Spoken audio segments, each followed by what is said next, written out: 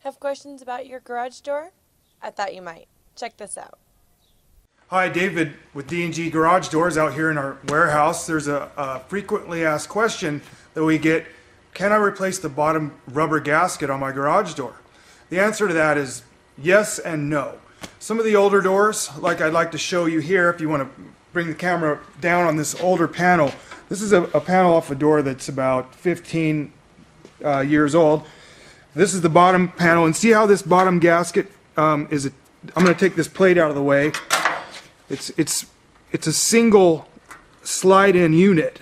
That's a sign of an older door. We can't really replace these because in order to get to this gasket, which they don't make, that we don't buy, you'd have to take apart the whole spring system, which is this is connected to it. So in this case, I would suggest buying a threshold that you can put along the bottom of the door rather than replace this piece.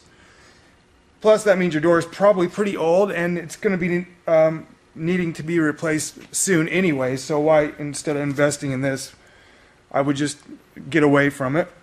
But most people have this style of gasket. It has the two channels, as you can see here, a double channel. We have this in we just cut off a piece and replace it. It's really simple. That's very easily done. And that's a majority of people have this style. But if you can tell that you have the one piece rubber gasket, chances are we're not going to be able to replace that. So save yourself some hassle, and we'd be happy to come out and replace your double channel bottom gasket. Thank you. Hi, I'm Greg, and this is David, and we're with D&G Garage Doors, and we hope you enjoyed that video.